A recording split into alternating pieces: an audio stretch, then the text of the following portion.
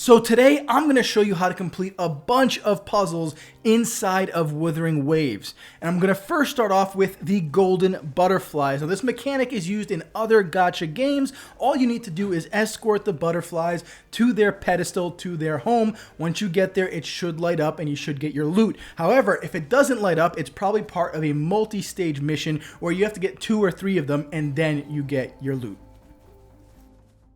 Alright, next up we have the Energy Matrix puzzle. Again, pretty straightforward. You're going to see a bunch of pieces on the ground surrounding the Energy Matrix, and you have to piece them together so that they complete the blue puzzle on the screen. So my only piece of advice here is going to be take your time. Look at the puzzle, look at the pieces on the ground. Remember, you can rotate all of them. So you want to make sure that you have a good understanding of how you're going to put this together. It's actually a pretty straightforward puzzle, a little bit of Tetris, a little bit of 3D puzzle. Find your pieces, put them in the slots, get your chests, and get your Astrite. Now don't worry if it takes a couple seconds to register, completely normal. But your chest should unlock and you should be able to get your goodies. Wouldn't hurt to be more prepared. Alright, the third puzzle we're going to be looking at is the encryption block puzzle. Essentially, you're going to take one of these pedestals. They'll be oriented in different ways with these light cones. And essentially the goal is to light up all the blocks on the ground. My only tip for this puzzle is going to be that you can have overlapping light streams. Again, all of these pedestals can rotate, and as such, you can change direction of the light flow accordingly. Again, once you light up all of the blocks on the ground, you should be able to collect your chest and get your goodies.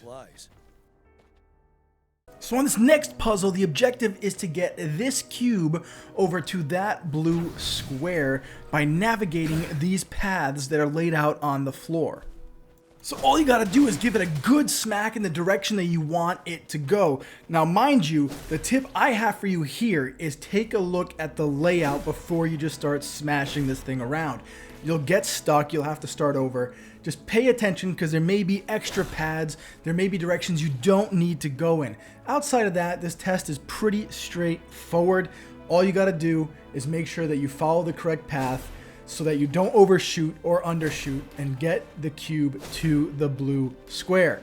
Once it gets there, again, you're gonna get your chest and you're gonna get your loot. Wouldn't hurt to be more prepared. The next puzzle is gonna have you hack a terminal. Now this puzzle is just a good old game of connect the dots. Now you go green to green, red to red, blue to blue, and you cannot overlap the lines between. Once you have this done, a chest should open somewhere nearby. Now you may have to go searching like I did, but it should be relatively close to where the terminal was. For emergencies. So the whole point to this next puzzle is to reconnect the electricity to its destination. So I usually kick a quick sensor off, figure out what needs to go where, and you'll find these power modules scattered throughout the ground. All you gotta do is bring them up to the terminals and smash them in there. Sometimes there'll be 1, 2, 3. In my case here, there's 2 of them. Usually they're within a pretty small circle or vicinity of where they need to go. Just search around, you will find them. And then once that's done, it will tell you where you need to go to hack the terminal. Now, of course, for me, I have to go the most roundabout way to get there. But essentially, the terminal up here is just like the puzzle we did before. All you have to do is connect the dots, hack the terminal, and you should find the loot nearby. Now, in this particular case, it gives you coordinates to where the loot is buried. So sometimes it adds a little extra step there. No problem. Go find it, dig up your treasure, and you may even get an extra quest along with your loot. So the final puzzle I'm going to go over in today's video is going to have you gathering 3 corroders to reduce the growth in the center, and you'll find a chest inside. This is really straightforward. You're going to find 3 pedestals, you're going to grab the corroder, and you're going to bring it back to one of the 3 terminals around the growth.